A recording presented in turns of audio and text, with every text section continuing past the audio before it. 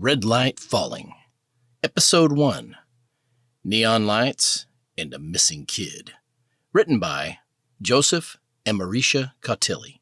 The novel Red Light Falling, a noir tale of redemptions by John Andrews, Joseph Cautilli, and Marisha Cautilli. Part 1 of the Nanite Nation trilogy. Director and producer, Roma Gray. Executive producer credits, Marisha and Joseph Cautilli. Narrated by Joshua Banks and Shauna Lee Carton. Music by Marisha Cautilli. Blood gushes from Johnny Johnson's stomach, pooling on the ground. The blinding pain worsens with each shallow gasp, like 1,000 needles stabbing in him every time he tries to breathe. He finally makes it into his office. Outside, blinking neon lights bathe the small office in a red hue, mingling with the blood pouring from the old man. The bullet struck him square in the stomach, ripping through flesh and lodging in his intestines. The final dignity, Johnson thinks, chomping on his stogie as he catches a whiff of his bowel contents. Gagging from the smell and excruciating pain, he forces himself to cough up blood. Deep red suggests not much time remains. The blood splatters onto the floor, mixing with the growing burgundy pool. Then he realizes life has more last-minute indignities for him. On the radio, Jackie Cyber's free radio program plays. As he hears Jackie speak into her microphone, Johnny thinks, the damn woman always sounds like she's rapping into the microphone. Johnson hates her, almost as lying on the floor dying. Then, as if she somehow had a hunch, the sultry cyber jockey starts the classic rock oldies hour with Jim Morrison crooning about the end. He tries to chuckle but coughs in pain. The old detective realizes he doesn't hate the woman who chose the song. Maybe he still loves her. Determined to rise, Johnson bends forward before falling flat. Moving lights and dancing shadows dot the ceiling. With the last of his waning strength, the big man manages to roll over and flops his arm over his stomach to cover his wound. He hopes to stem the blood flow, but this is probably it. Even now, his body trembles with shock. His wound leaks fluid, and his skin turns gray. He assesses. Yep, this might be the fatal bullet. Johnson cringes. He knows how the pain of a bullet feels, and has war wounds to prove it. The shadows play with his eyes. His mind drifts off into images of desert battles, and he struggles to keep it centered. Johnny slams his hand to the floor, raises it back into the air, and places it on his wound.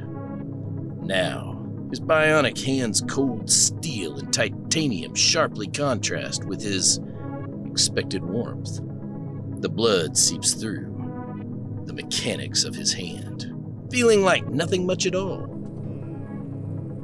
The chimes begin to ring on his old wooden grandfather clock for the 9th time. With each ring, his chances of survival fall. Shorting circuits turn his hand into a dangerous appendage as the shocks and sparks start smoking. As the flames rise, the pain becomes too much, and the man is at the point of giving up. Pooling blood mixes with his gray, thinning hair and covers his once clean white shirt. In agony, Johnson curses himself for not getting the much-needed upgrades sooner. Damn. Never should have put those upgrades off. If he had, the sparks might not add to his misery now. The life fluid draining from his body causes the mechanics to short out. The thick blood seeping through the faux flesh denudes the bionic prosthesis, except for a shred of skin here and there.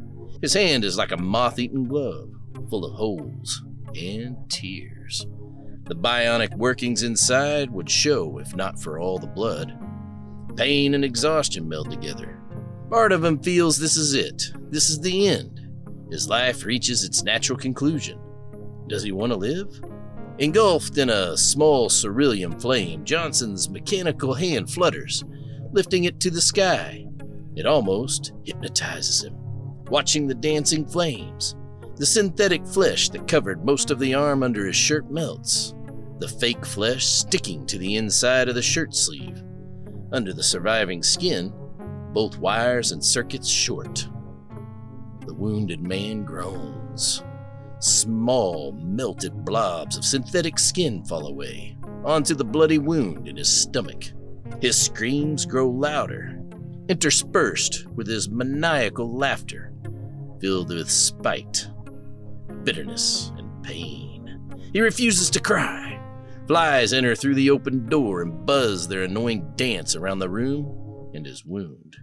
Consciousness fades with each surge of blood coursing through his veins. Johnson wishes he had spent more time with his daughter and son. His thoughts wander to his family, even Jackie, and he realizes they would probably be better off without him. His eyes start to close. 5 days earlier, by day, Cyber City dances between heliotrope neon, brilliant amber, and the flaxen gray of photochemical smog. The city's architecture mesmerizes, with buildings that pierce the sky like needlepoints. The diverse aesthetics and abundance of open space create a captivating landscape. The postmodern structures, generous in form, fit into the city's landscape like giant glass highlights. Lilli White stands in a section of the city edging toward gray smog. This older part of the megacity features building styles that often clash visual mismatches in a neighborhood of utter decay. Old scraps of paper, rusting chunks of metal, and aluminum cans litter the vacant streets. The block is squashed between enormous buildings and crumpled houses. Several houses sport solar power shingles, a technology famous years earlier for making homes energy independent and lessening greenhouse gas emissions. Get off the grid became a motto of independence from corporate and government power.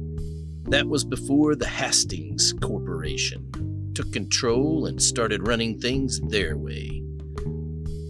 Hastings Corporation philosophy: if you can afford it, then life is extravagant. But if not, you live here, downtown. Dust dances in the air, and Lilli feels it in her mouth and teeth. Foul smells permeate the neighborhood. She hasn't missed this at all. Most of her life is spent in Cyber City's poorer section.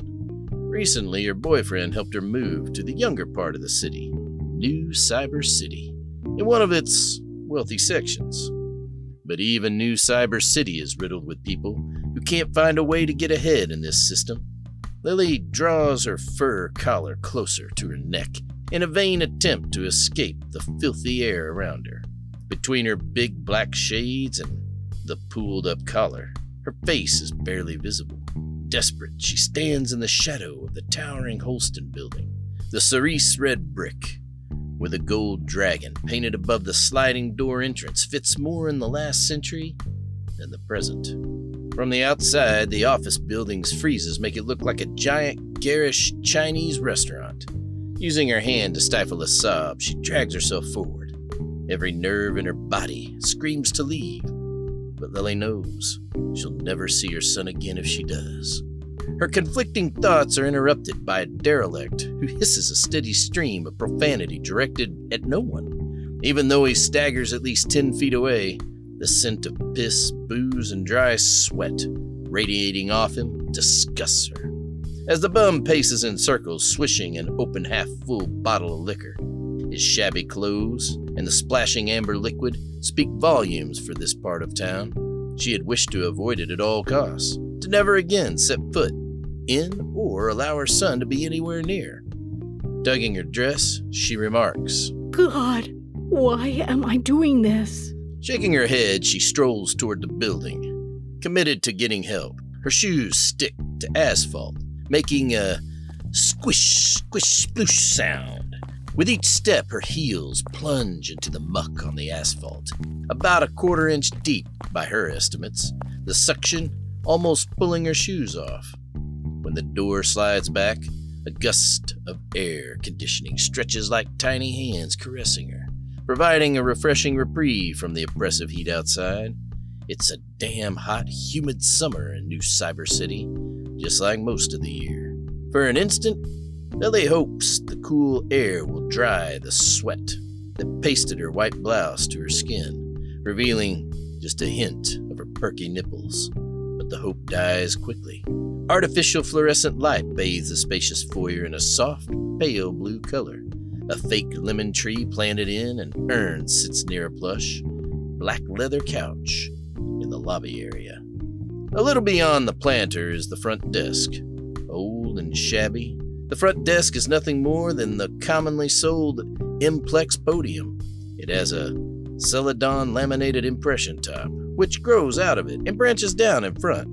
On the top floats a new high-speed ASTEM computer system. The outside of the desk is trimmed in black with a hard rock maple as the base for the panels and doors. Controlling her breathing, Lilli heads up to the front desk, where a bored-looking security guard watches a virtual screen slightly floating above the side of the desk.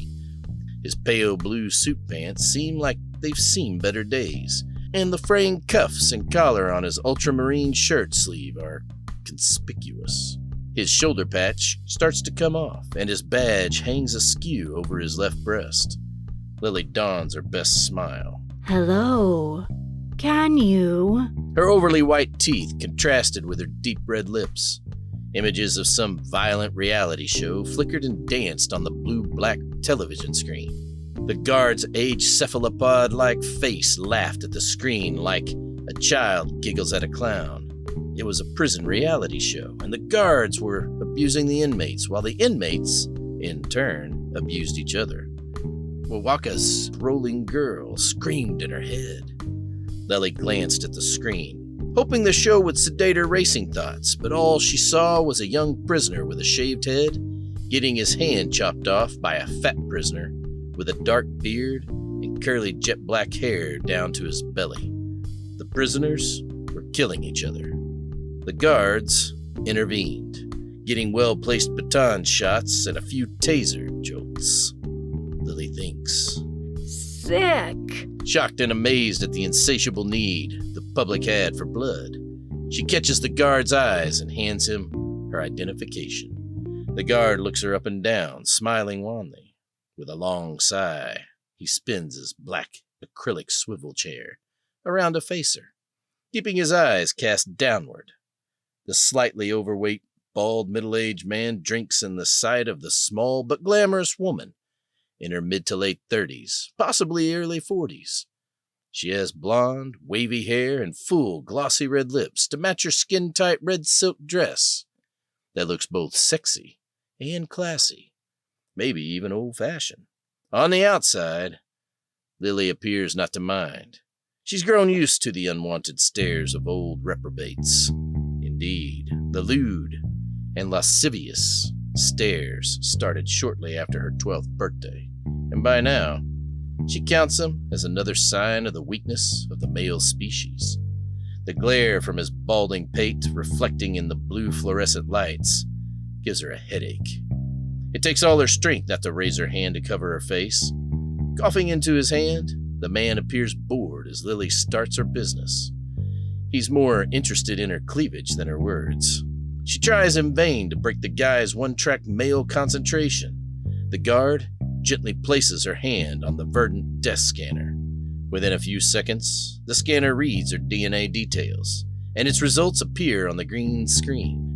The guard hands her a clip-on identification badge and briefly waves her past. As the guard nods, he tells Lilli to head to the 19th floor. Briefly, she fixes the guard in the eye as his face falls away again, his eyes downcast, and then she turns and heads toward the elevators. While she walks, she hears the smug chuckling of the guard behind her, ever so slightly stumbling.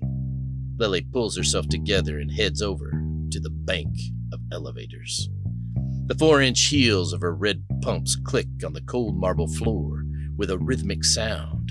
Her heart beats in her throat, and her arms fall listlessly to her sides. Eventually, her nerves take hold, and the heels make her feel powerful and in control, even though, in all honesty, she's still getting used to them. Flat, nondescript clothes had once been her style, but not anymore. As the empty brown elevator doors close and soft music plays, Lilli casts her eyes over to the television with CNN showing the stock market moves of the day.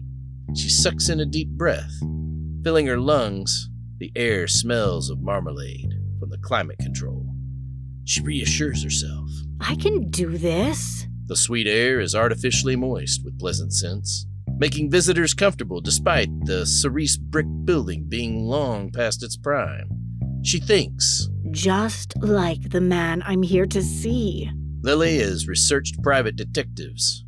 Surprisingly, they are a sparse job lot. There are only 2 in New Cyber City. The one in the upper-class northern section of Cyber City is closed shop to travel the world, leaving her to meet the one in the lower-class end of the city. They say determination can drive a person to do some crazy things. In the elevator, Lilli worries just how far she'll be driven. She knows in her heart something is wrong, but her stubborn mind refuses to let it go. She feels this is the right thing to do. Indeed, the only thing to do. After all, he is her son. How far wouldn't she go for her son? The 19th floor, the pleasant computer-generated voice states. Doors are opening. Watch your step. The doors slide wide. Stepping off the elevator, the elevator's mechanical voice offers. Doors closing. Watch your step. For a split second, Lilli feels a pang of sadness, but she is unsure why, and then it is gone. The corridor is fake Japanese decor, and the fresh paper that covers the walls is a sickly pink flower pattern reminiscent of a Pier 1 kimono. Boldly, Lilli marches down the corridor until she reaches the end. There, on the right, she stands staring directly at Detective John C. Johnson's door. A blue-green arc light shines on the writing. His name blazes in charcoal-colored acrylic paint with an Arial narrow font. She thinks. Predictable. Lilli draws out a small bottle of perfume from her purse, lets out 2 short sprays on her wrists, and then rubs her wrists together. Finally, she knocks at the door. On the other side, the receptionist gets up from her desk.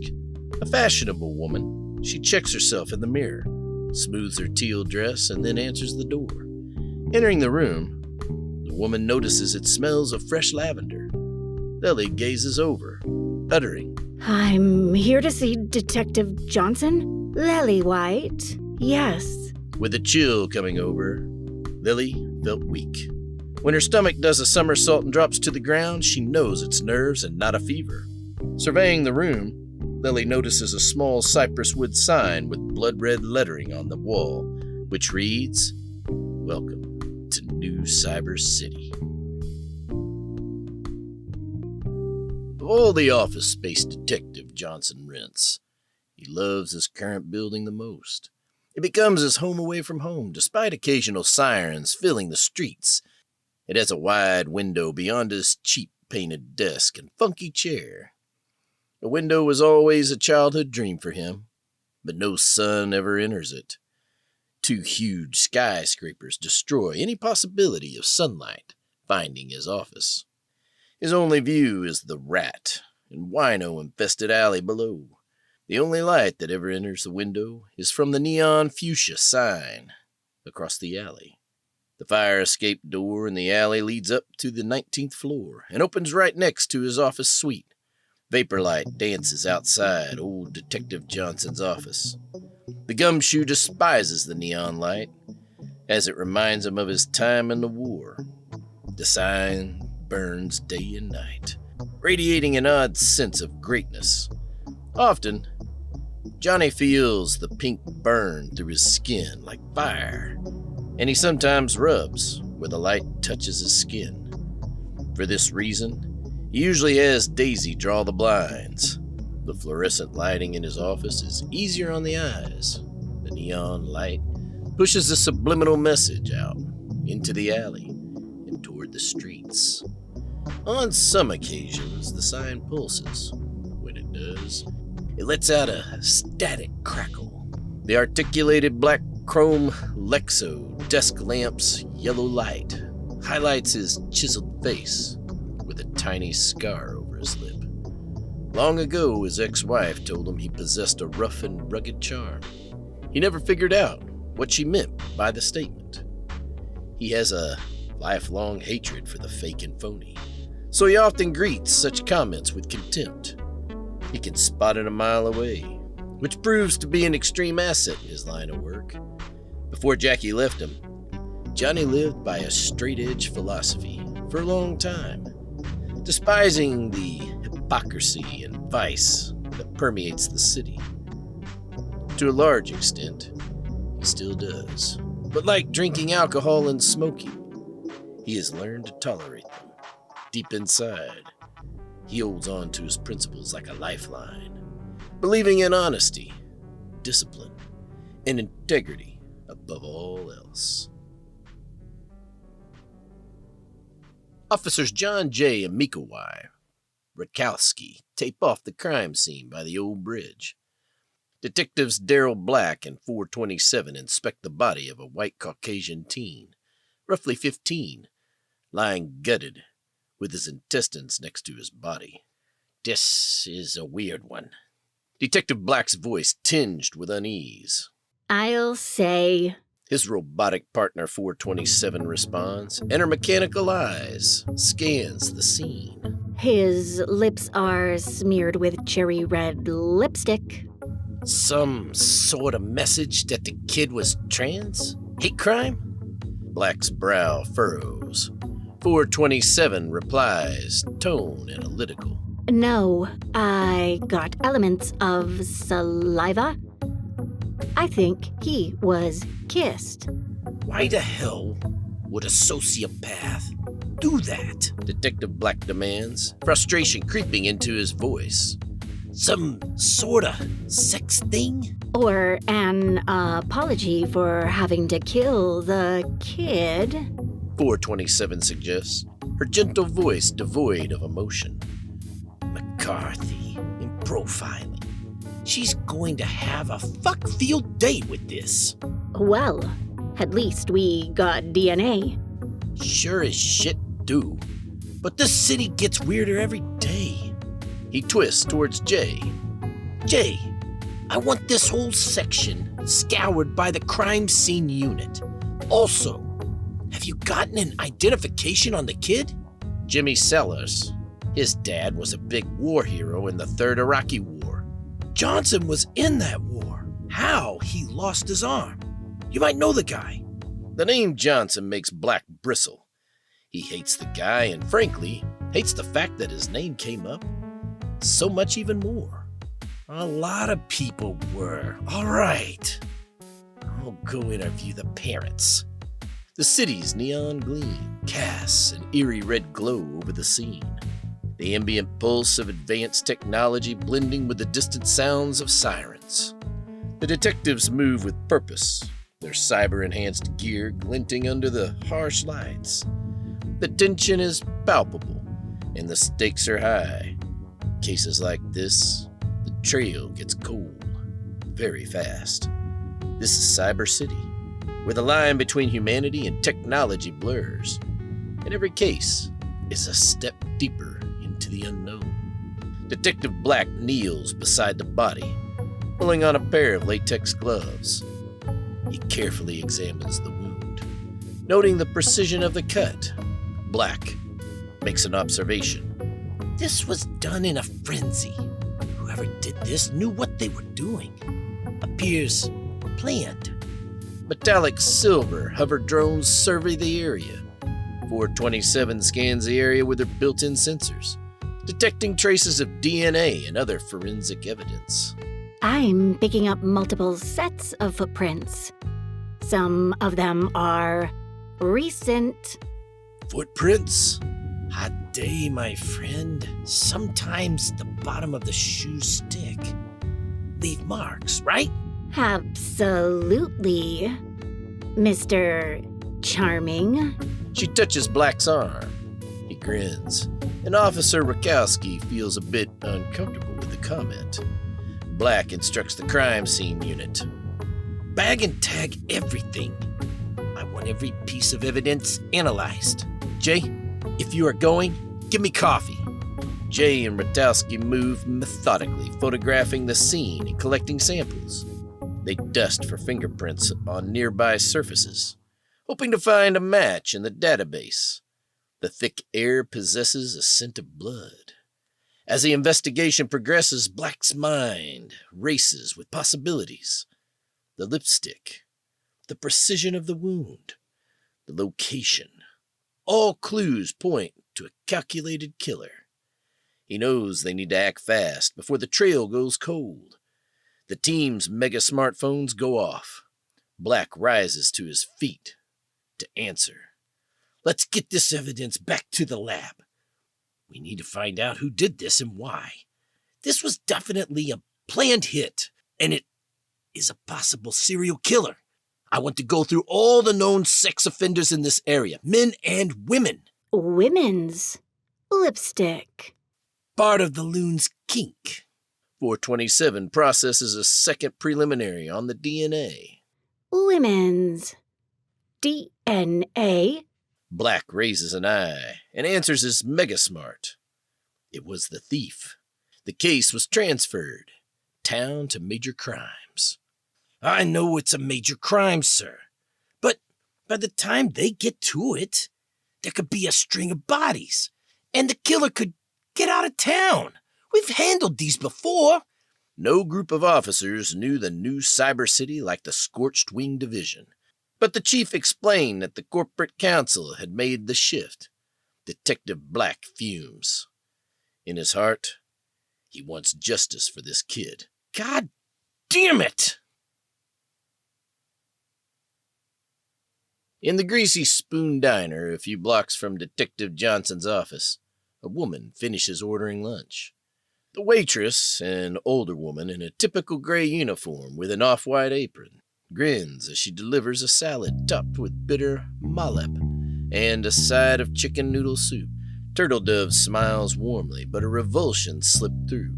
The drone of the central cooling unit amplifies the conversations in the diner.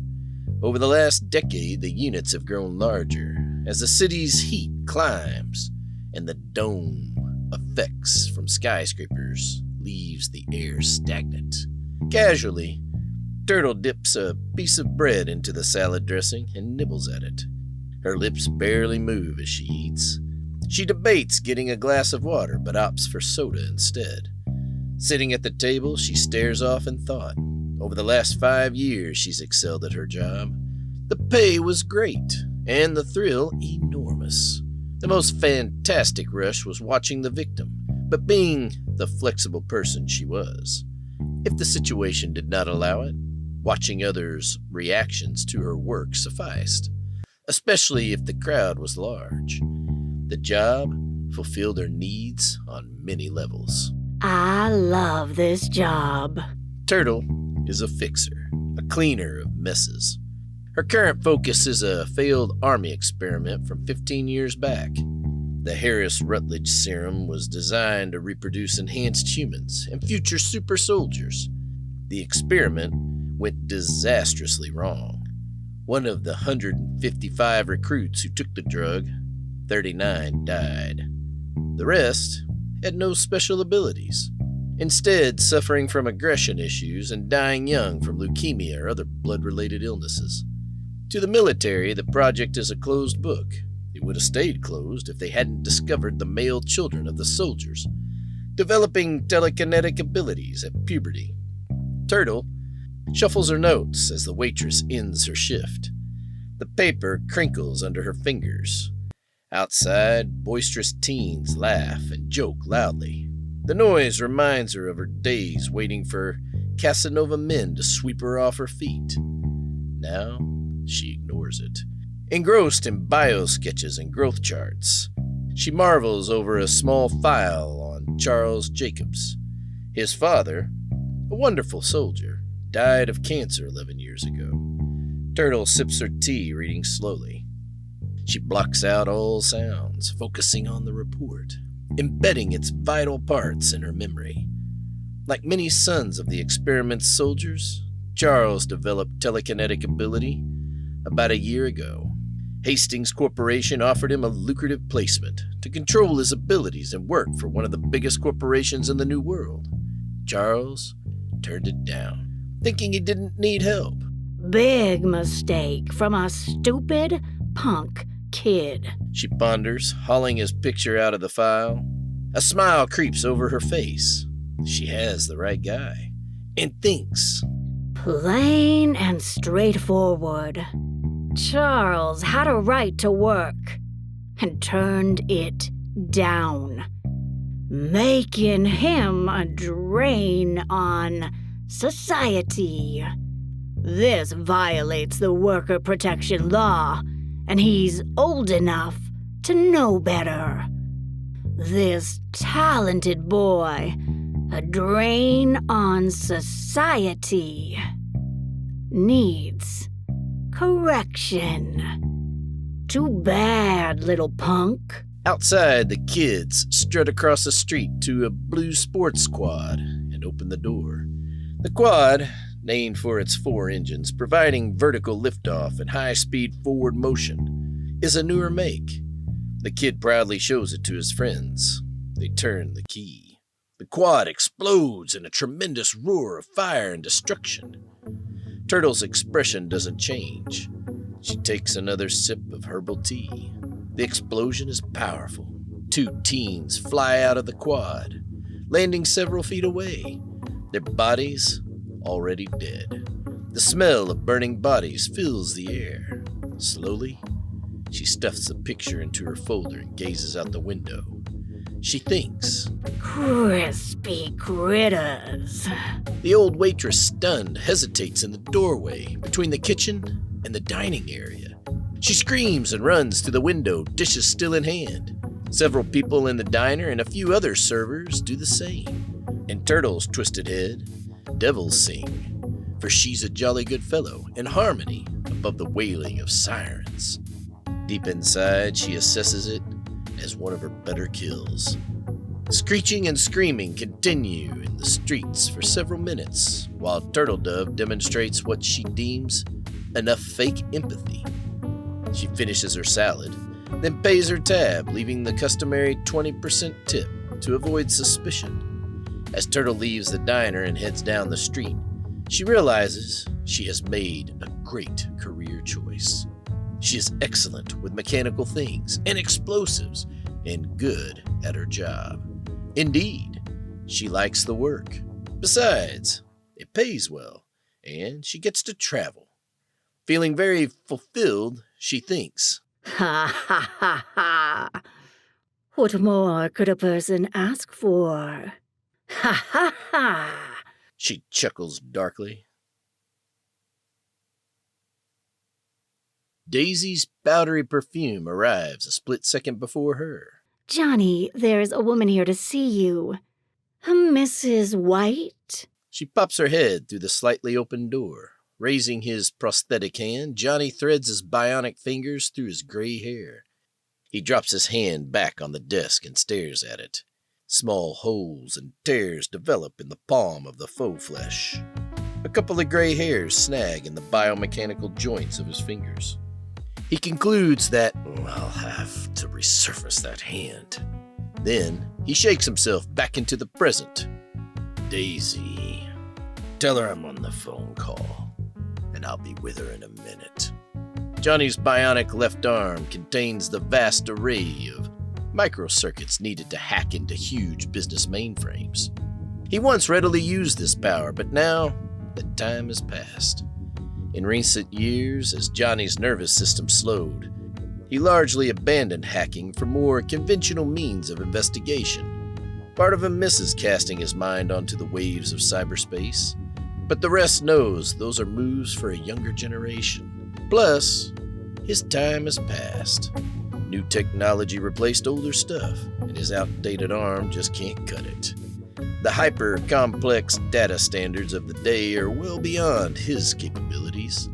For him to soar and traverse cyberspace's cerulean waves would now be a slow death rattle. Seconds give way to minutes as Johnny sits thinking. It's good to let new clients see him appear busy. The truth is that she's the only client who's walked in all week, and he needs the work. The alimony payments won't wait, nor will the child support for his 2 kids in college. Johnny knows the courts have him on the hook for the kids until they turn 21 or graduate. Deep inside, the old detective doesn't mind and wishes he could have given the kids more. Just the thought of alimony, however, brings on the beginnings of a blazing migraine. Johnson's mouth twitches, and he sucks in a deep breath. Casting his gaze through the blinds and out the window, the vast array of holograms dance on the patches of the late afternoon sky, trying to seduce consumers to purchase a product or service. Behind the holograms, red neon lights soar through the sky. The brightness brings the headache up a few more notches. The headaches keep coming after the war. They never really stop. Johnny, do-it-yourself guy, frequently scans the state-run mental health television station. Billed as a social justice issue equalizer, these stations have become popular to lessen the burden on the healthcare system and the mental health system. Their program is a multitude of evidence-based techniques in a self-help format. Johnny learned to cope with the aspects of his anxiety and depression, but the headaches prove resistant. Johnny grits his teeth and taps his keychain to prevent the bluish aura from coming. The last technique a distant therapist taught him after the war breaks up the behavioral chain reaction before the migraine point of no return.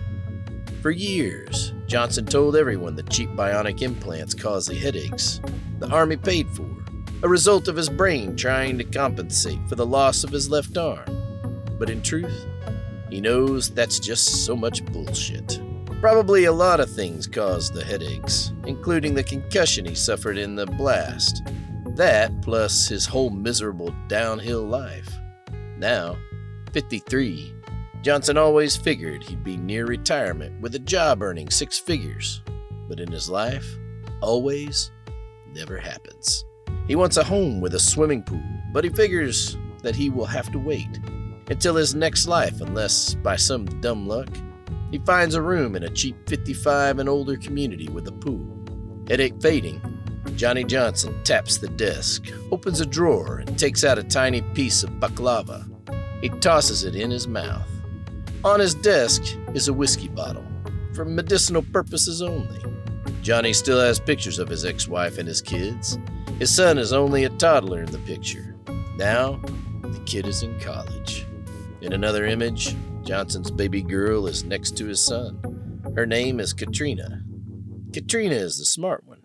At 12, she always had her head stuck in a book. She loves learning and reading. Now, they are both in college. Where did the time go? He thinks, closing the mental drawer in his head, compartmentalizing to avoid being flooded with memories of his failures.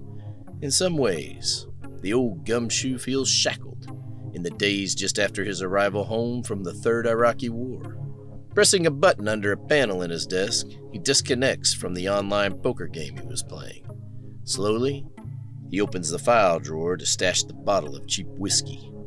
Now the screensaver appears, and he stares a few more seconds at it to let his mind settle. While the drawer opens, he drags out his Smith & Wesson ionizer cannon.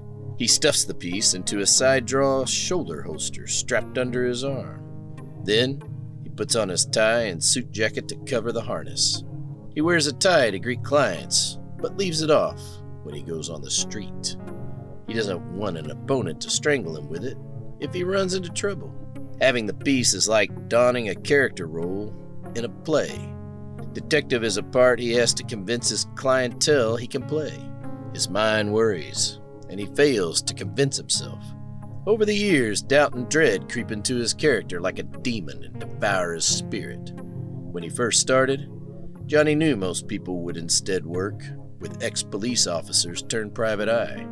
But truth be told, with his training, Johnson can't do much else.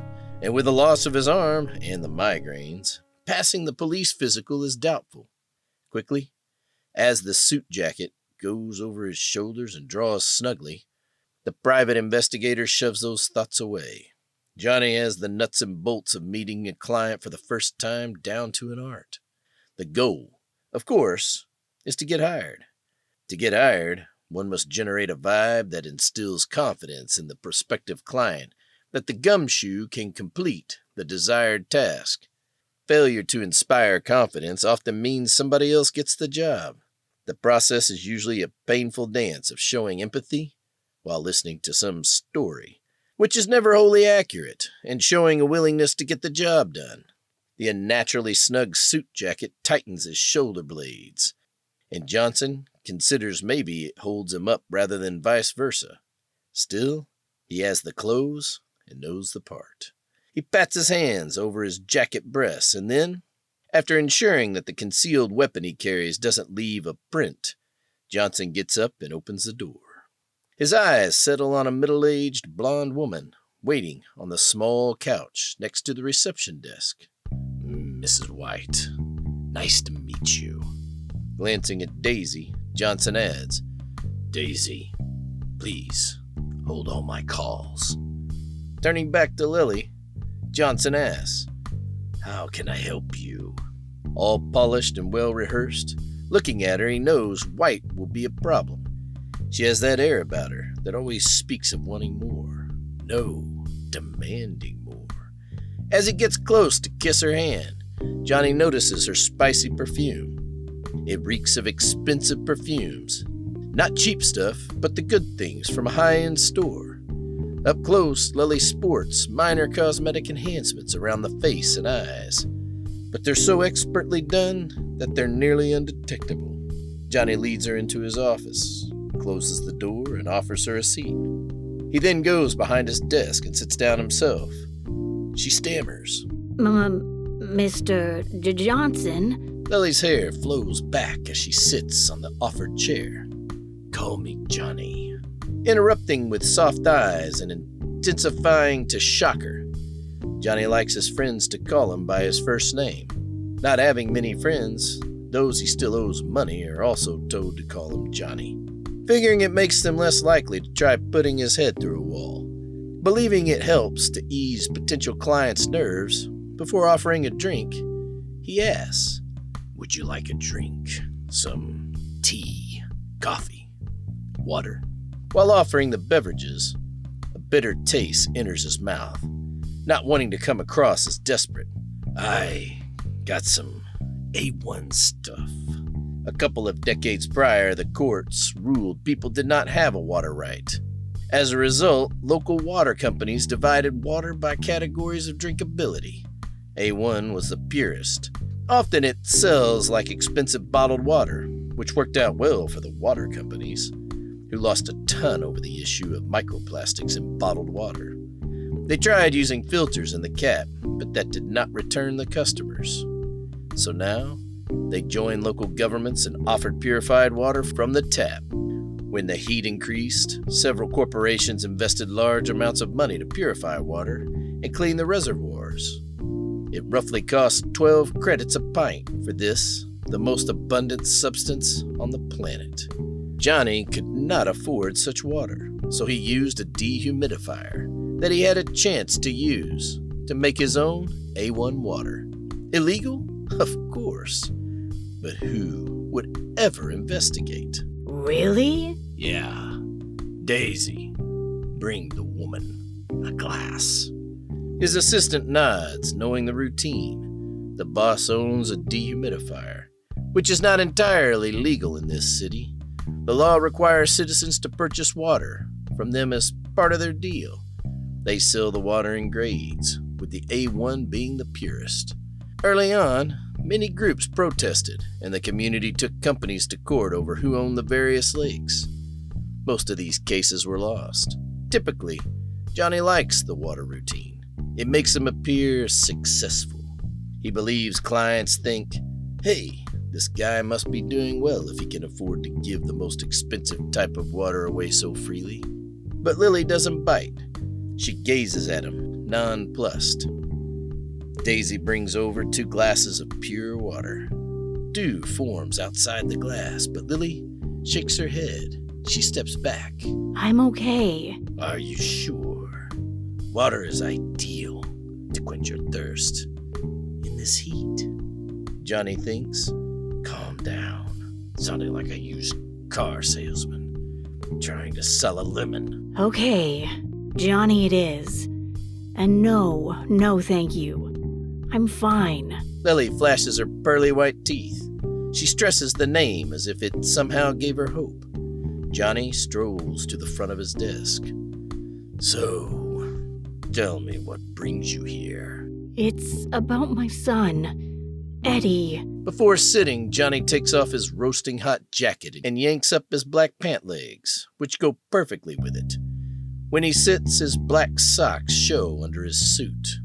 He crosses his legs. Go on. Lilli gulps, head spinning, trying to think of where to begin. It feels like she must have uttered it out loud because at that exact moment, Johnny says, just start at the beginning. Johnny puts his face in his hand. His thick index finger and stumpy thumb appear to hold up his pearly cheeks as he waits. A yellow legal pad in front of him to take notes. Well, it happened about a week ago. Lilli whispers. Her voice sounds distant, pondering what to disclose. Johnny finds this refreshing, as most of his clientele have their lies well rehearsed before arrival.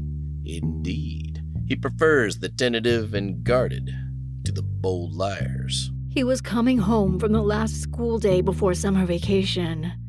Some kids caught up with him and were teasing him. You know how it is with kids. He had only just started higher learning. He's 11 years old. Lilli offers. Instead of answering, Johnny pauses in thought. He drifts off until he hears Mrs. White say, Johnny? Slowly, and with a low, reflective voice.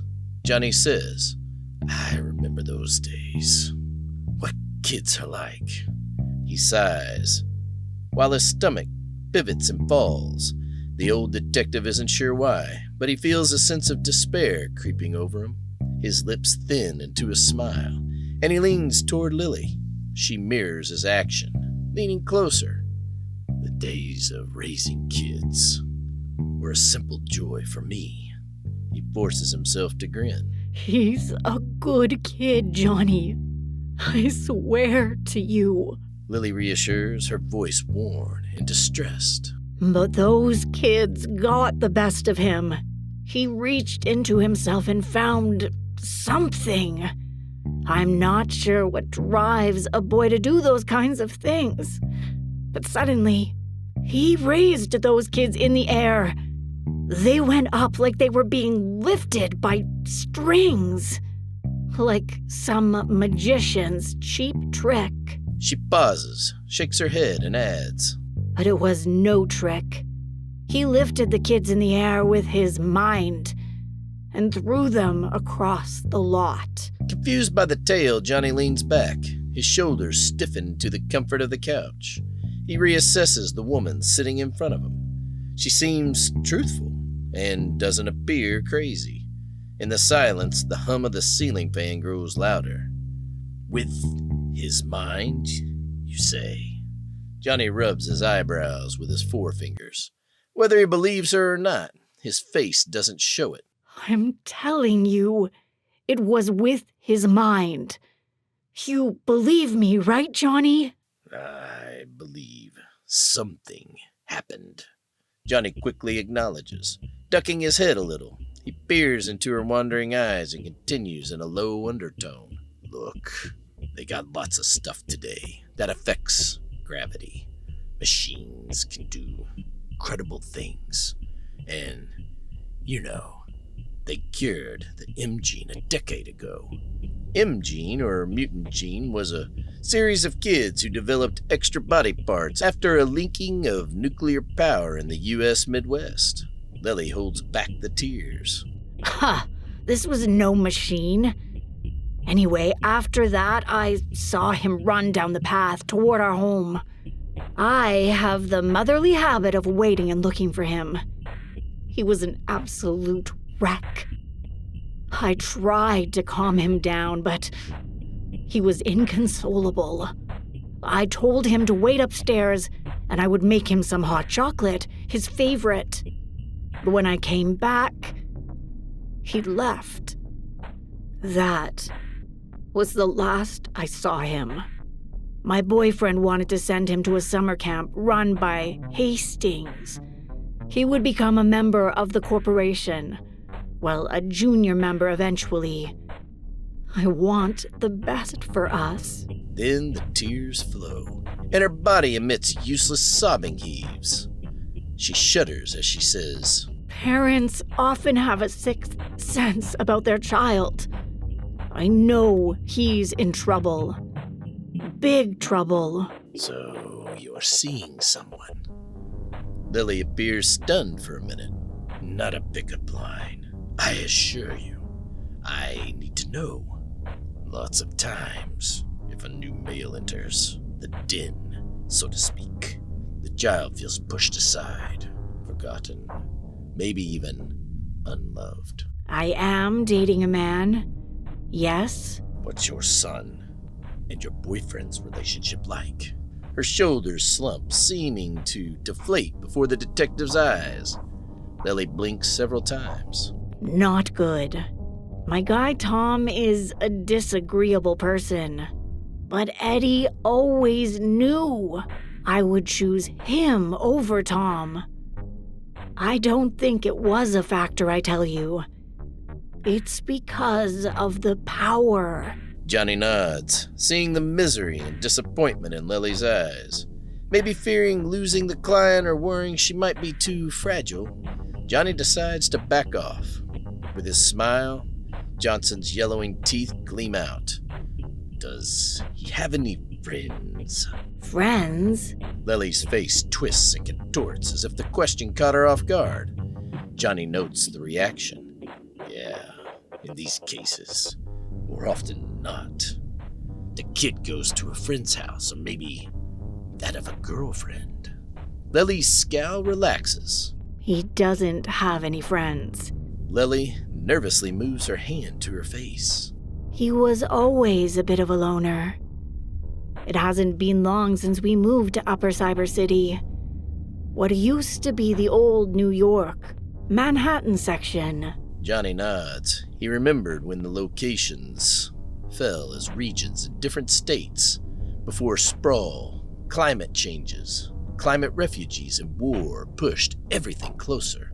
Okay, well, I need to get the names of the kids he fought with. I could start by interviewing them. Batting her eyelids, Lilli asks, Your fee? Johnny glances over, analyzing the woman. When Daisy made the initial appointment, she described Lilli as a poor woman. The address Lilli gave Daisy had sealed those thoughts for the detective. He had been expecting a local short on means, but the perfume and expert cosmetic work tell him that's not the whole story. Maybe at one time she had been poor, but not anymore.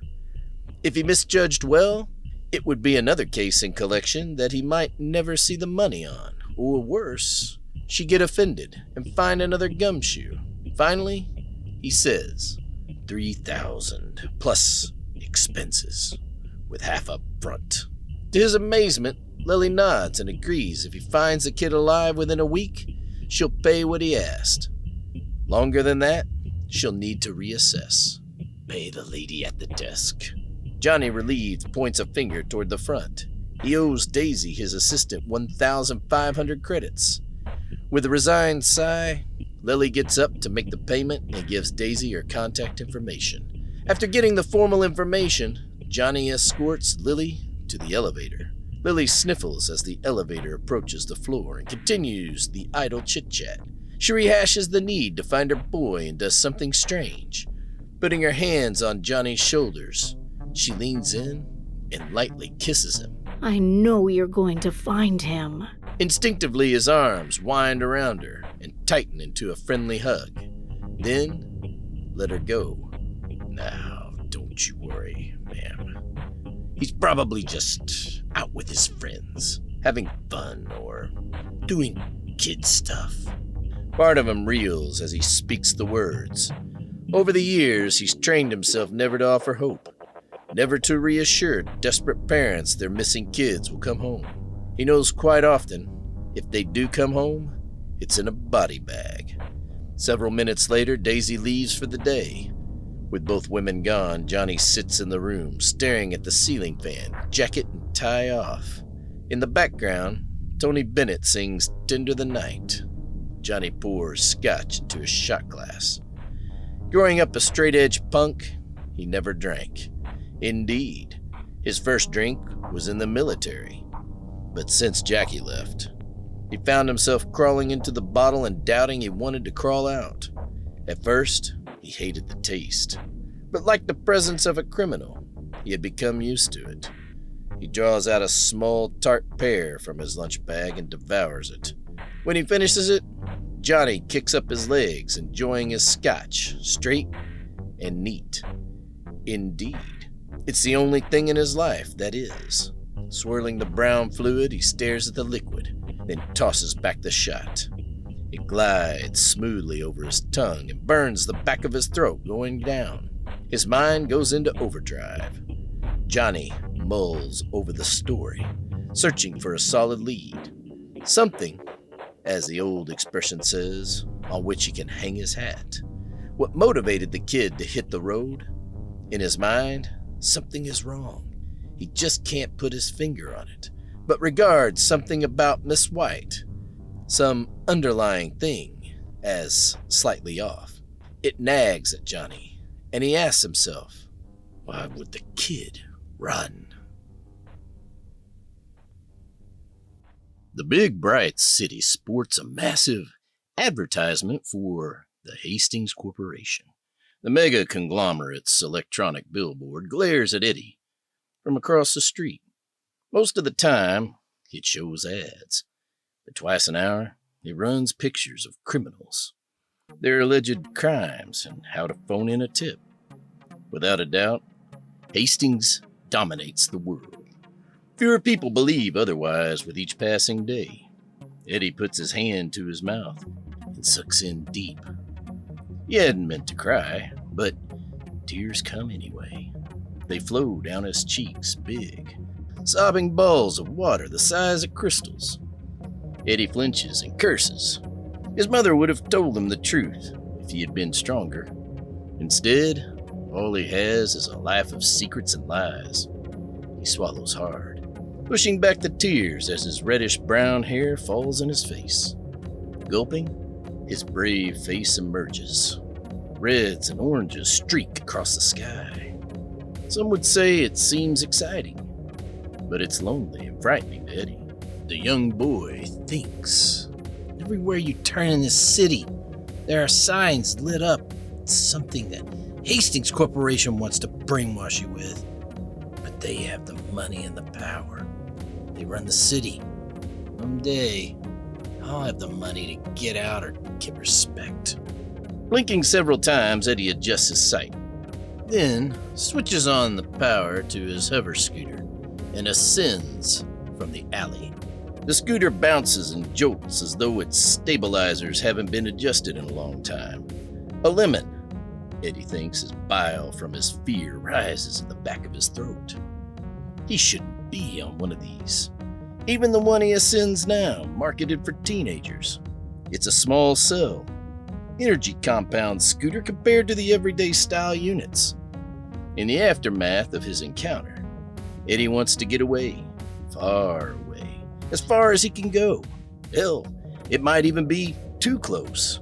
He faces a doubtful future, first in his dreams and now in reality. Just a few months ago, they withdrew him from contentment.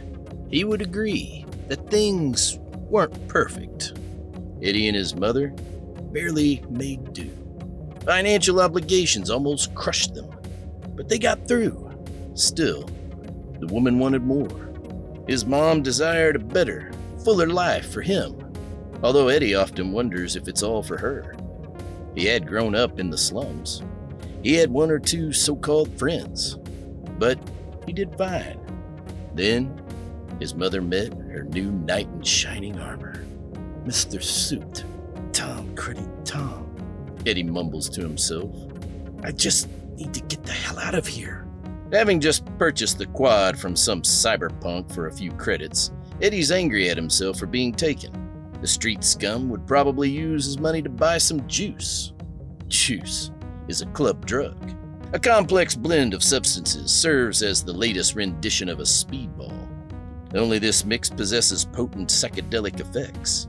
The neurostimulant base of the mixture contains, among other things, ample amounts of levoketamine, with dextroisomer of Chinese mahung embedded into gamma-hydroxybutyrate, cut with amotaphenol, a drug like the type of speed doctors prescribed in the 20th century.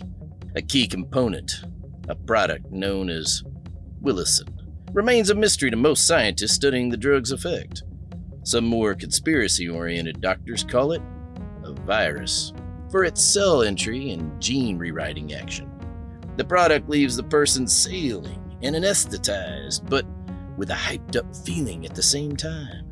Users experience alert and euphoric feelings with mild hallucinations that last for hours, as the drug inhibits the liver enzymes responsible for breaking it down. The problems, of course, aren't seen in withdrawal. The eyes twirl with desperation, fueled by the depletion of serotonin, bordering on the darkest depression one could imagine.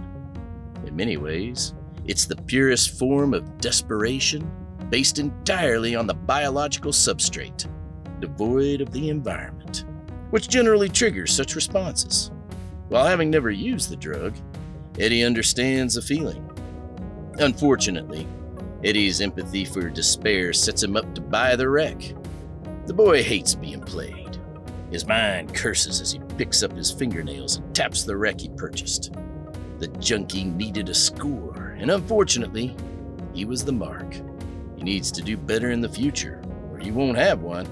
New Cyber City sports a reputation as a cold and unforgiving place.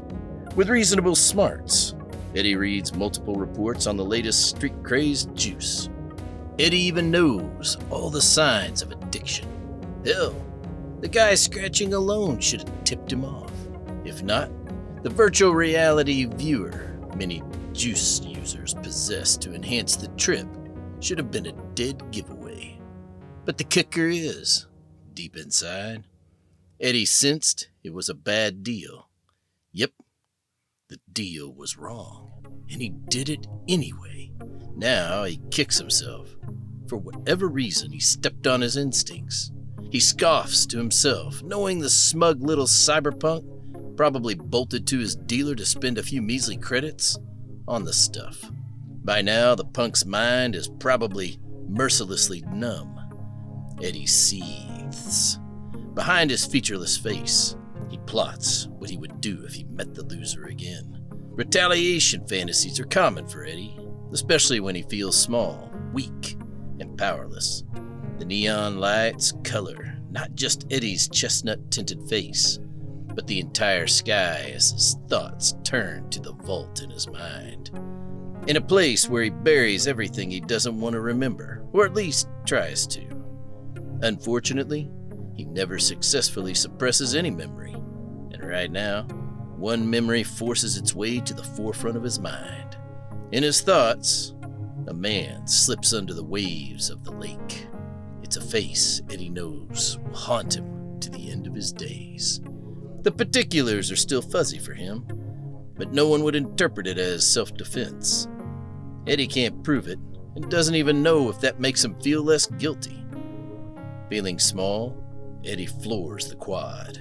With a tremendous bucking motion, Eddie pushes on the throttle. The quad moans and then soars, or maybe breaks down. He isn't sure. His face flushes crimson with a mixture of guilt, embarrassment, and anger. A burning sensation spreads through his cheeks. From his present height, the city appears spectacular. The yellow streaks of quads and the neon orange light are not wasted on Eddie. Deep inside, in the part of him that still hears his father's voice, he appreciates the irony of the beauty he hates. As his hover scooter passes the boutiques, he dreams of a better life. But reality soon calls his mind back to the poor deal he made as the quad sputters and bucks.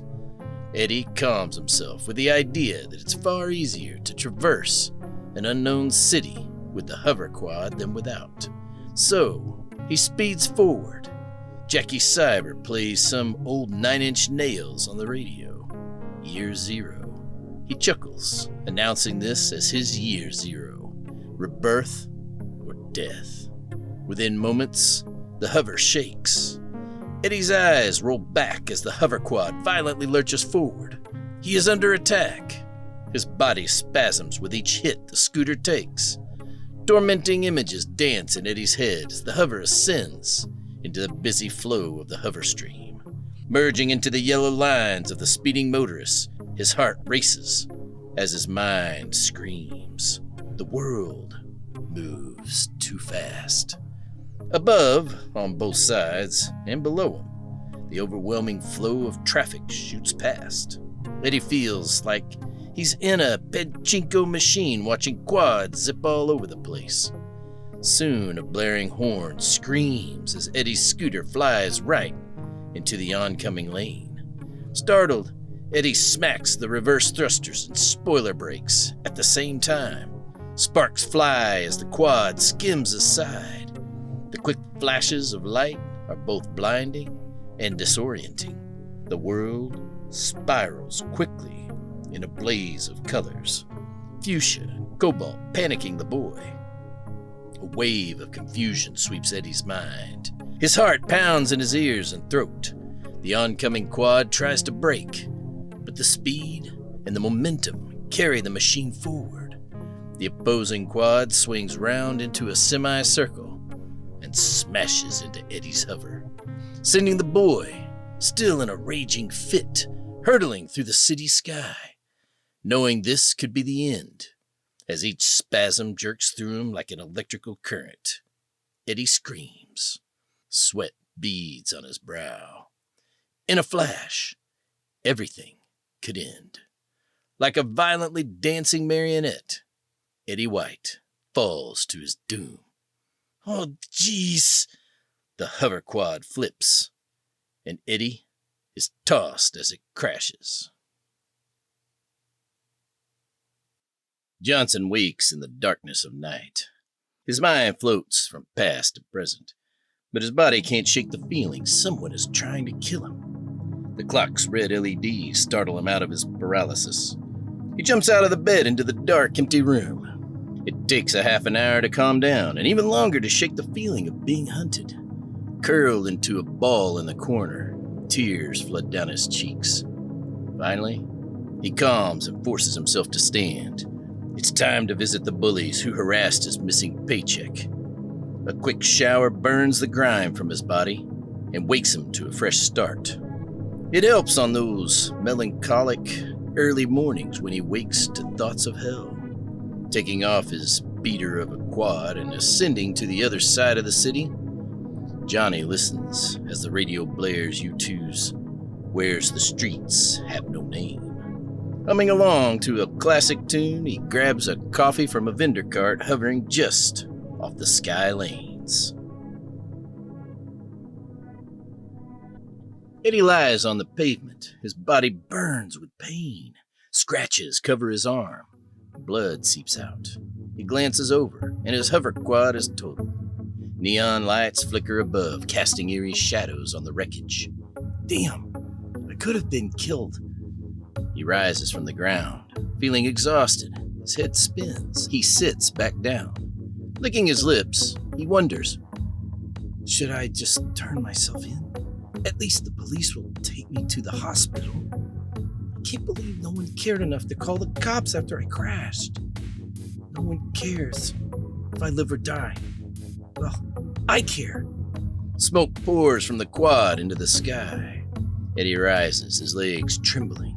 His shoulder aches, and he thinks he hit it on the hover panel. The new cyber city whirs around him, indifferent to his pain. Quads race in the slipstream above. In the early morning heliotropic sky, they are probably heading to work. The early morning photochemical smog dances around the buildings. He stumbles forward, each step a battle, against the dizziness threatening to overwhelm him. I need to find a place to hide. Can't let them catch me. Not now. Eddie's mind races, replaying the events that led him here. The betrayal, the fear, the desperate need to escape. He knows he can't trust anyone, not even himself. The city's neon glow feels oppressive, a constant reminder of the power that controls every aspect of his life. He thinks of Ramon's song that his mom lived, "I want to be sedated," and he wishes he were. Gotta keep moving. Can't stop now. Stumbling into a dark alley, the shadows swallow him whole. The distant sounds of sirens wail, but they seem a world away. Eddie's heart pounds in his chest, each beat a reminder of his fragile existence. He leans against a graffiti-covered wall, trying to catch his breath, and worries that his ribs might be cracked as he finds it difficult to breathe. The streets are dirty, and thieves and juicers prey on people everywhere. Alone in this huge megacity, he is scared. Maybe for the first time since leaving home, the adrenaline of living on the edge has worn off. What am I gonna do? Where can I go? Maybe I can find a runaway shelter and get some grub. Gazing into the distance, he feels small. The city's relentless pace continues around him, oblivious to his struggle. And he knows he has to keep moving to find a way out of this nightmare. But the weight of his past and uncertainty of his future press down on him, threatening to crush his spirit. I can't give up. Not now. Not ever. With a determined breath, Eddie pushes off the wall and steps back into the red neon-lit streets. Even as the sun comes up, the lights do not turn off. They become lighter in the day, but don't disappear. The city's pulse beats in time with his own, a relentless rhythm that drives him forward. Then, memory flashes back in his head. He was flipping out of the quad, and a chuck of meddling from the dashboard headed straight for him. His brain pushed it aside. Could it be? There was no denying it. Like lifting those kids teasing him, something happened, and he had some talent or magic that could move things. I can do this. The world ain't ever seen the likes of me. He knows the road ahead is dangerous, but he has no choice. He must keep moving, keep fighting, keep surviving. Screw the system. I'm not gonna let them break me. It's me against them. Always has been. Eddie's thoughts rapidly align with the punk ideology of defiance, rebellion, and the relentless pursuit of freedom. Challenging his inner Joey Ramone, he refuses to bow to the oppressive forces that seek to control him. The echoes of the Ramones' lyrics resonate in his mind, fueling his resolve. Not sedation, but rebellion. I will forge my path. Damn it! I plan to live. Not just live, thrive. Hey, yo, let's go! Hyping himself with the Blitzkrieg bop, Eddie grows in confidence, embodying the punk rock's raw, unfiltered energy. Eddie channels his anger and frustration into a driving force. The city may be a labyrinth of neon and shadows, but he's determined to carve his path, no matter the cost. He yells out, I'm not going to be a puppet in their trusty game. I'll find a way out, or I'll go down swinging. Eddie's spirit, fueled by the punk ethos, burns bright. He strides forward, ready to face whatever challenges lie ahead. The city's lights may shine down on him, but never dim his rebellious fire. He remembers the Smiths song, There is a light that never goes out. Only his light and his love of himself. Johnny finds the gang of kids Lilli mentioned. The thick dust floats in the air in this portion of the city. Johnson wheezes. The detective dabs a handkerchief over his mustachioid upper lip, wiping away the glistening sweat. He suppresses a slight cough. If he starts hacking from the penetrating dust, he'll look old and weak in front of these kids. The kids stare at Johnny's cybernetic hand. To Johnny, it hints at the kids' naivete. Post-war, the rate of implants has climbed to 10% of the population, but for people over 50, the number is roughly 30%. The gumshoe plans to use this lack of experience to build a person-to-be-feared image in the kids. When was the last time you saw Eddie? With sweat stains under his armpits, one of the kids who teased Eddie at school talks. The teen's voice has a small lisp. I don't have to talk to you. Johnson snickers, staring at the boy with mica eyes and a tie-dye shirt. Part of Johnson feels this might be a waste of time. The kid might not know anything, and Johnson would prefer to be eating donuts and drinking coffee somewhere. But some days, he needs to do his damn job. Sure you don't. But if that kid turns up dead, there is a hint of a threat from Detective Johnson. With steely eyes, a lift of his eyebrows, and a slight smirk. You were the last one to see him. Leave him alone! One of the other kids shouts. A chunky-faced kid with many muscles leads the shouting, but lacks the nerve for more direct contact. Johnson assesses him as one of the legally oriented goody two-shoes. The kid is all bark and no bite. Johnny psychs himself up with X's Johnny hit-and-run Pauline, ramming up in his head. Tightening his lip and furrowing his brow, Detective Johnson insists, I plan to. He positions his body in front of the kid, preventing escape. As soon as he answers my questions. Look, I teased him the other day. Was just funny, man. It was the last day of school before summer vacation. We might not have gotten another chance. Plus, outside the teacher's prying eyes, we had nothing to worry about. It was just a laugh. But the creep used this mind thing on us and then ran off like a bat out of hell. Mind thing? Johnson inquires skeptically. His faded, hazel eyes bore into the kids. Johnny thinks about what Miss White said. Her boy lifted the bullies into the air with no hands. He can't picture it, especially lifting the chunky kid. Yeah, mind thing. I don't know how he does it. We often see the little freak mutant at the giant arcade on the docks. He's such a mousy kid. Go figure. Does he hang out at the docks often? Johnny asks, and then his mind shifts. In his head, he decides today would be a good day for Chinese food. Smirking, the boy insists, every day. And this mind thing, what does it do? He lifts shit, like one of those TV show superheroes. At first, Johnny snickers, but after seeing the kid's serious face, Johnny thrusts back, thinking, just like Mrs. White told me.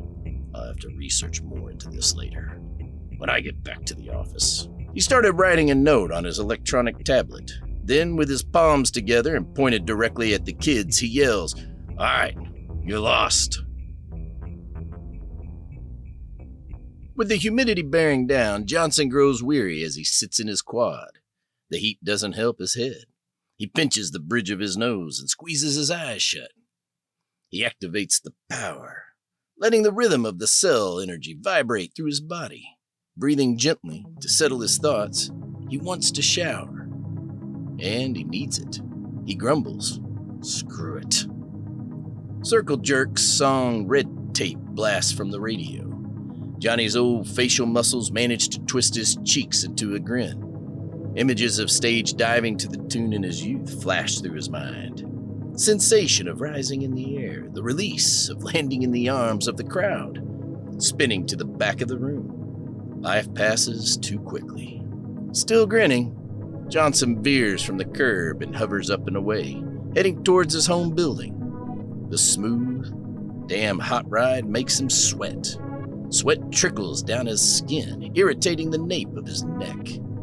Many horrors occurred for Johnny in the war, some extremely bad, others far worse. What amazes him is how the little things, the minor peculiarities, stick with him the most.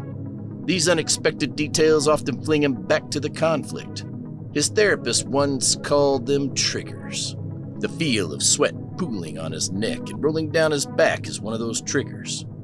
He struggles for a moment as a wave of unexpected guilt strikes him. No images or words this time, just the feeling and memory of trickling sweat.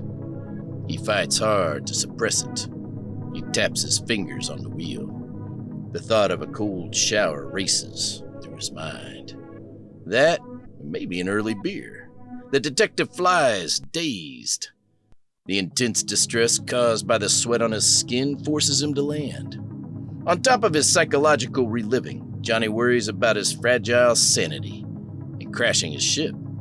Construction teams have converted this section of road into a solar road, primarily used by bikers and those too poor to afford new quads, but also guides the quads over sections of the city deemed passable. The road's energy powers the ever-growing demand of new cyber city. Johnson hovers down to a park, and as he steps out of his quad, the earth trembles and tilts. Immediately it hits him. Something is wrong. His old building and the adjacent one quiver on their foundations, and Johnny collapses against his quad. A jolt of panic spreads through him. New Cyber City is not originally in a quake zone. Indeed, the widespread quake started decades ago with hydraulic fracturing just outside the city. At first, the corporate government tried to convince everyone that the quakes were part of a natural cycle. They tried to discredit scientists who said otherwise. But in the end, everyone knew. Everyone knew. And it didn't make a difference. The quake passes, and Johnson finds his hand clutching his chest. In these moments when his heart feels like it's bursting out of his chest, Johnson truly feels old. To make matters worse, he hears a familiar, unwanted voice. "Get that piece of trash out of here, Johnson, before I run you in." It was Detective Black. Behind him was the robot, 427, who he loved and yet denied loving. In Johnny's mind, the guy was warped. Johnny tried to speak. "Sorry, detective. On a short break. Working a case." Johnny tries to lie. He does not want these two to see him as weak. They might try to beat him and leave his body on the train tracks again. More like having a panic attack. Nope. Searching for a missing teen. Mom could not get solace from the police, you know. If glares could kill, Johnny would be seared alive. This was even more than the normal Detective Black hates. Black takes one step toward him and then pivots and waltzes off. Why? Johnny has no idea. 427 approaches him. Don't mind him. His heart is broken because they hauled us off a case of a dead kid. Now Johnny's interest peaked. How old? 15 or so. Serial killer out there for kids. And the corporate council transfers the case to Major Case. He's not taking it well. Corporate council? Johnny wonders. Serial killer killing kids. His case with a missing kid, probably with a mutant gene of some type. Hastings has tried to recruit such kids in the past. Was there some connection? Was the evil bastard Black here to tip him off? Would not be the first time to set Johnny on a trail to save lives. While pure evil normally resides in his heart, Black always had a soft spot for keeping others alive. Yep. It seems like Bob Hastings and his ilk don't know how to save lives. Anyhow, since my partner has left, have a nice day and move that junk when you get the chance. Johnny was seriously punching up. As they disappeared, Johnny tries hard to ground himself. Why would Hastings be involved in something like this? Waiting to catch his breath and ensure the quake is over, Johnson closes his eyes and counts backward from 10. 10 to 1. Before heading into his building, Johnny snatches a pile of bills from the doorway mail slot and fans through them as he steps inside and locks the door behind him. He commands, "Lights." An electronic whir fills the air, and the whole apartment springs to life as the gadgets in Johnny's small space flip on automatically. Lights dim, and the non-essentials click off, an energy-saving conduit favored by Hastings Corporation in every home. They had installed it free of charge when the area first developed. Johnny drops the pile of mail onto his messy desk near the coat rack. He sheds his raggedy coat and hangs it up, regretting wearing it even if it could have stayed in the quad. Looking the part gives him the edge, like an actor becoming the character. With a flair, he tosses his fedora on the table and shrugs off the shoulder harness. In the room that serves as both the kitchen and dining room, he asks for coffee, and the automatic machine bubbles up with heat. Sitting down, Johnson boots up the dinosaur of a desktop on his home office desk, searching for information on telekinesis and scrolling through the safe sites allowed by Hastings Corporation. For hours, he labors, staring at the glaring blue screen, rubbing his aging eyes with his good hand, trying to blink away the weariness. He gulps whiskey-laced coffee, moving from one site to another. Something catches his eye. Interesting. What's this? The screen glares bright blue-green despite decades of wear. The cursor hovers over a link, and the Hastings Corporation name piques his interest. With increased fervor, Johnson sips his steaming coffee. The black, muddy brew burns the roof of his mouth. Shit! What the? The screen radiates a bright red hue as the denied access page flashes up, blocking him from seeing anything. His lips curl down and his brows knit in anger. Johnny clicks the back button, scanning the list for another hopeful page. He organizes and plans ways to get the information. Finishing his coffee, he opens the third link down. Mutant Gene. Ignites his interest. He makes another coffee, relights his stogie, and scans the articles. A conspiracy theorist's wet dream. All the past scientific research is thought extinct, but companies are busily developing mutated DNA to test on human subjects behind closed doors. The heat from the coffee makes Johnny hotter as the liquid warms his stomach. Bookmarking the site, he strips off his sticky shirt, exposing his sallow skin, and heads to the bathroom for a lukewarm shower. While the tepid water cascades off his body, Johnson blocks the force from hitting the faux flesh covering his bionic arm. The last time, it disintegrated the covering, exposing the metal skeleton. The view revives memories of what he left behind in the war. He asks for news and weather. The radio switches to the 24-hour news report. Johnny listens as the anchor reports recent tremors and quakes due to fracking. He thinks of Hastings Corporation drilling for cheap gas in the desert north of Cyber City, causing the sporadic earthquake concussions. Those bastards got the dirty fingers in all the pies. Johnson takes in the shower spray and gargles it before spitting it out like a fountain, a childhood habit. Fondly, he remembers showering with Jackie.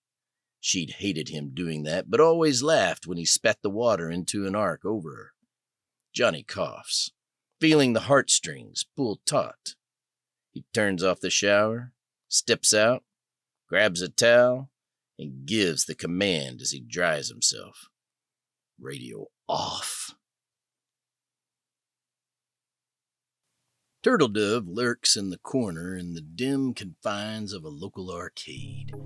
Past the Hotto rooms, several older teens play a holographic laser game.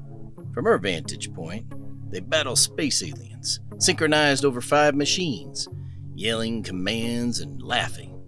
Nervous chuckles echo from the non-players watching them. Her target racks up a high score. He laughs, an angelic chuckle, placing another credit in the machine for the next competitor. Turtle decides not to distract him. He'll be an easy slay later. She gives him his moment of glory. The others idolize his every kill. His name is Jason Keller. It quickly becomes apparent that Jason has inherited not only his father's mutant gene, but also his genes for bragging. His handsome, bright face lights up the arcade. He's another slacker who turned down one of Hastings' excellent offers. His too-tight pants force Turtle Dove to suppress a giggle each time the kid grabs his nuts, pushing them aside to make himself more comfortable. As the British put it, Jason likes to dress left. His hips wiggle and his shoulders twist to line up his shots, and the crowd roars with each game kill he makes. After he finishes his game, Turtle Dove approaches him. Hey, Tiger. Hey. Saw your play. It looked awesome. He blushes. Well, I'm not usually this forward, but I thought maybe you'd like to take a walk somewhere private. Turtle Dove assesses the biochemical fizz inside the young man. He utters garbled words and an embarrassed expression covers his face. Worried she might lose her kill, she grabs his arm and tugs him close. The teen does a mental reset. At 18, he gives the predictable answer. Sure, let's go. The boy cranes his neck with a broad smile and reflexively clenches his fist tightly. Together, they waltz past Hato rooms, down the rickety stairs, and out of the arcade.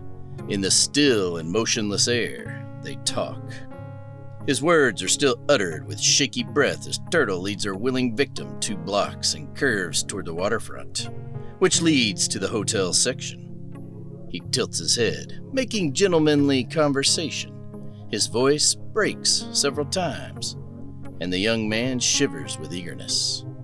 Seeing Jason excited, she touches his shirt, and with a slow pace leans in to kiss him.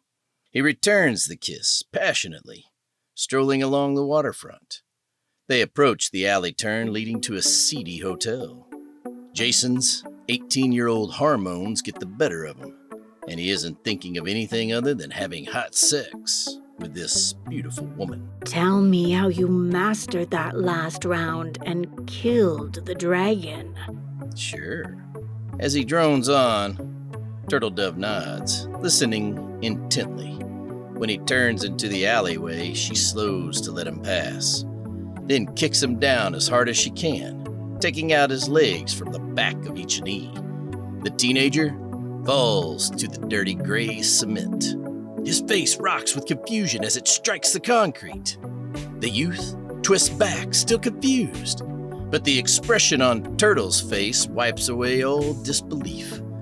Clarity forces into the eyes of her prey. A sense of cold floods through each of Turtle's pores. She enters the calm mindset for the kill. Their eyes fixed on each other. Jason tries to fight back by drawing a knife from the waistband of his tight jeans. He flicks it open and lashes out, cursing at the beautiful bitch who jumped him. He lunges. Kicking the knife from his hand, Turtle Dove leaves Jason weaponless. The kid loses his temper, making his attack predictable. They trade blows. At first, she toys with him, deflecting his strikes, then unleashes a wave of jabs. He blocks them. She laughs and dances about. He tries to punch her, but she dodges too quickly. Toying with him, she cuts his arm with the knife he dropped. Blood oozes through his skin, painting his arm bright red. Enraged, he screams and charges at her. An excitement like a burst of electricity circulates through her body. Turtle Dove steps to the side and grabs his head, slamming it into the wall. His nose crunches on impact. It's a clean break, and an eruption of blood spews from his nostrils. The assassin yanks him back, glowers into his dazed face, and snaps his neck. Her body shudders in delight as the life drains from her victim. She kisses each eye, lifting the body over her shoulders.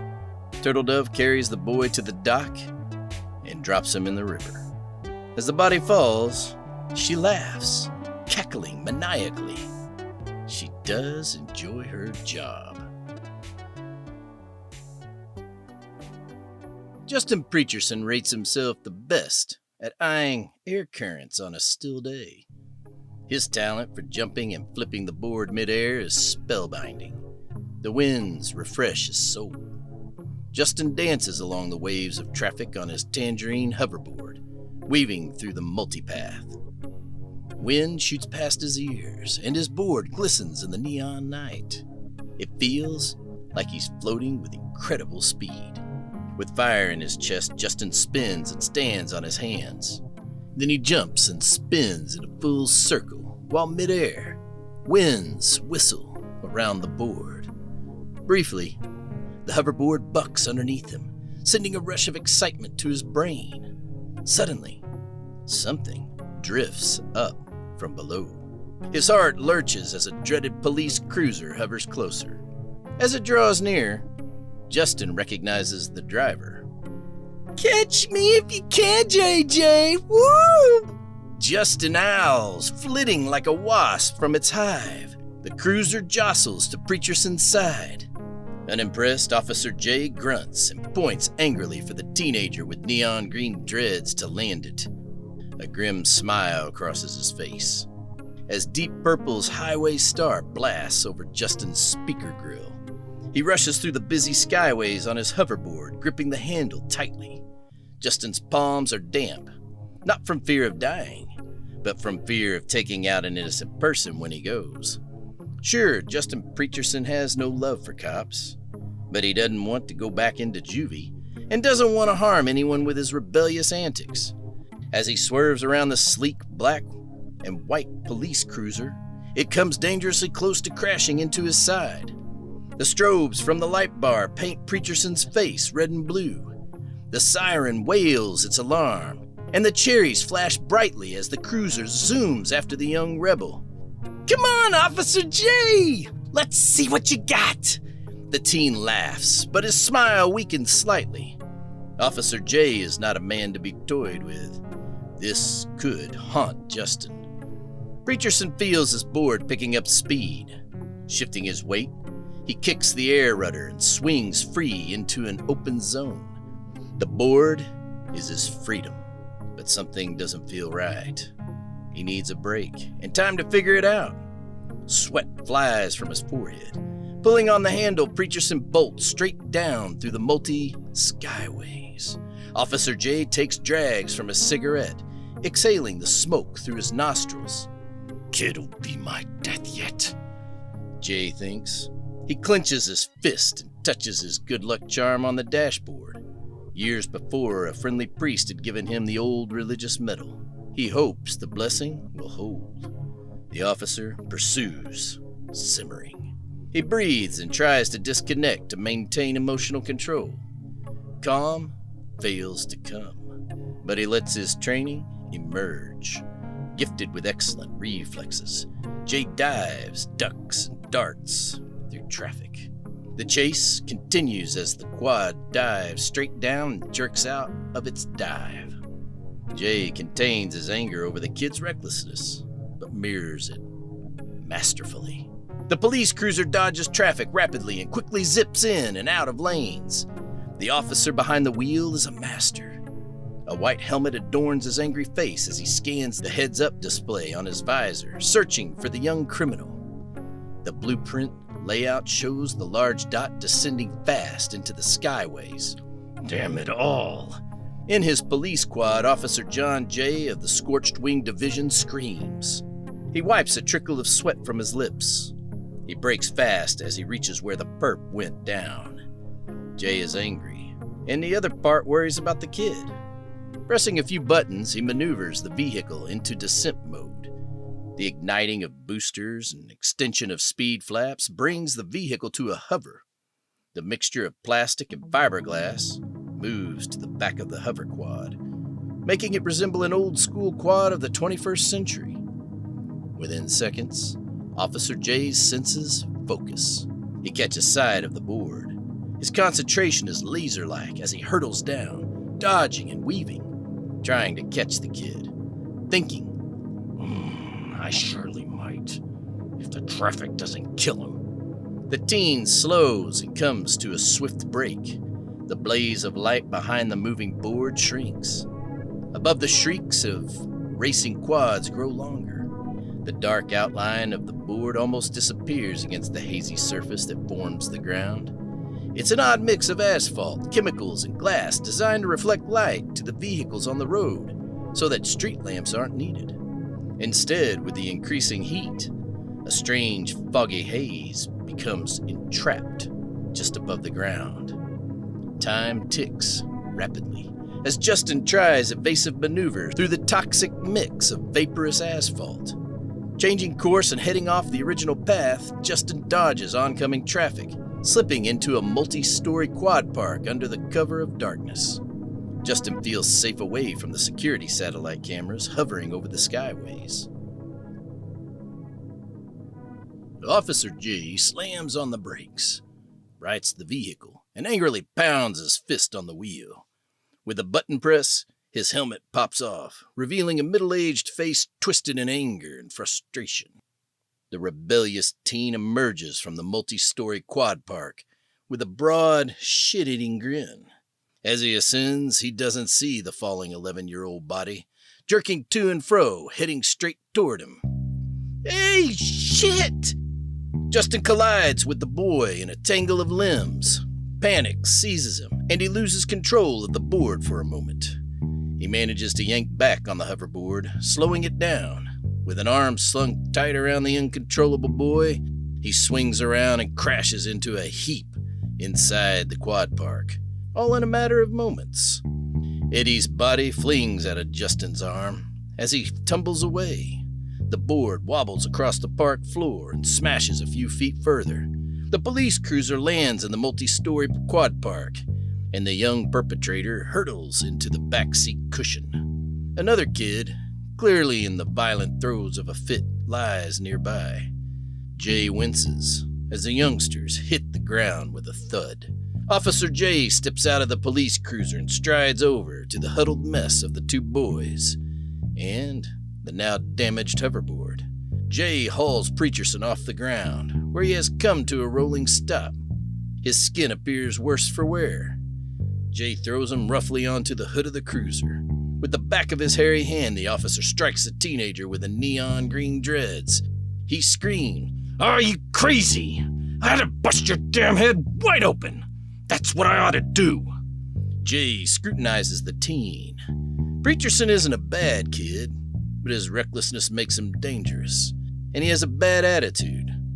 Someone needs to knock some sense into the kid before he winds up dead or, worse, maybe kill someone. He flips the teen in one motion and yanks the kid's arms behind him. Dazed, Preacherson laughs and feels the pain. The pain means life. A simple punishment for his sins, which he can handle. "Nice day for a ride," Justin Preacherson tries to say toughly, but his voice chokes on the words. Jay catches himself and lets the adrenaline subside. "Too damn hot to be fighting." He cuffs Preacherson. Electric surges through the cuffs, ready to render a zap, as if from a taser, if the perp goes to run. Jay marches to the boy who is having a fit. "What's wrong with him?" "Don't know, we collided." Preacherson feels a momentary chill from Officer J's icy blue eyes. The cop's mind wanders to the kid on the ground. He knows he needs to call it in. Maybe the paramedics can help the kid. Justin drops the false bravado when the youngster he collides with shakes violently. Not as violently or wheezing as severely as before when he crashed into the falling boy, but still, the kid appears horrible. "Look, you got me, Officer J. Okay? I swiped the hoverboard. I was going to give it back. I just wanted to see how the new model flies, that's all. Anyway, please, look. I hit that kid, he flew, and I don't know, look at him, he's sick," mutters Preacherson. At this thought, the officer calms and opens the cruiser to put the teenager in the back, strapping him in and then pressing the button that binds laser shackles to lock his prisoner in place. He braces for a long night. Officer J radios the station briefly. He describes the situation and requests backup and a medic unit for the sick kid. With the call completed, Officer J eyes the teen. He pulls out a handkerchief and dabs at his sweaty brow. Too hot to be chasing this kid through the city, the cop thinks. Justin, what am I gonna do with you? I don't know, mutters Justin as he chews the inside of his lip. Officer J pivots, heading toward the crash site. The Abe Coke Model XL9 hoverboard lies dented, its infra eye shattered. The handle rests several feet away, but the sick boy is missing. Shit. Jay stomps back to the cruiser, anger bubbling. Justin, are you messing with me? Jay growls, gripping Justin's shoulders to square him up. No, sir. Justin replies, fear trembling in his voice. He worries he may have crossed a line with Officer J. Well, maybe not him, but the other kid. He hopes the officer isn't going to beat him. Fed up with games, Jay's patience snaps. He despises jokes, especially at his expense. Where's your friend? I don't know. Besides, he ain't my friend. We just crashed into each other. Justin stammers, tears forming in his eyes. Jay shakes his head, wrinkling his nose in disgust. We'll find him. He needs help. Jay mutters, sliding into the front seat and pressing the button for his visor and helmet to lock in place. Revising his request, he calls for surrounding officers to sweep the area for a boy, approximately 11 years old, in faded jeans and a khaki jacket, possibly injured. Eddie emerges from his fit, aching and hurting badly. His body feels completely drained, as if his head is slapped hard on concrete several times over.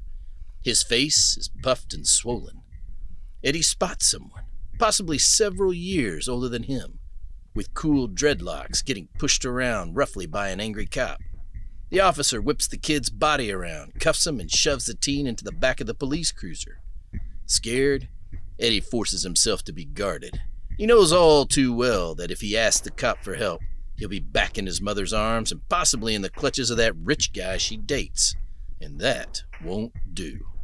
He holds himself together as much as possible and staggers away once the cop's back is turned. No one sees him as he escapes the multi-story quad park and slips into the city.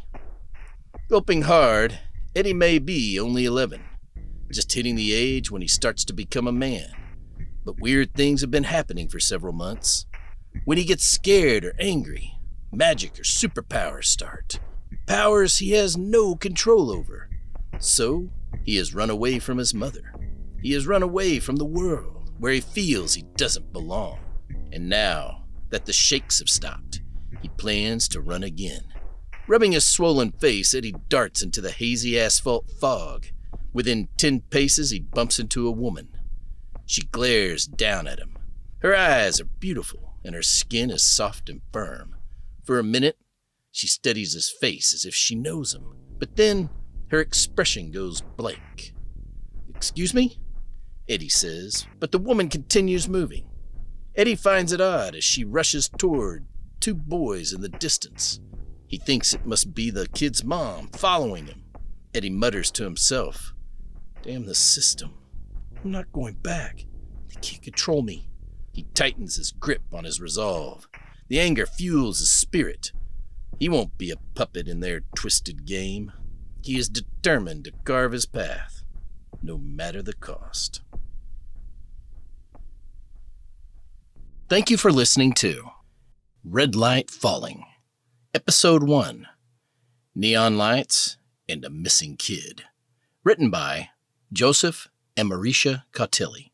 The novel Red Light Falling, a noir tale of redemptions by John Andrews, Joseph Cautilli, and Marisha Cautilli. Part 1 of the Nanite Nation trilogy. Director and producer, Roma Gray. Executive producer credits, Marisha and Joseph Cautilli. Narrated by Joshua Banks and Shauna Lee Carton. Music by Marisha Cautilli.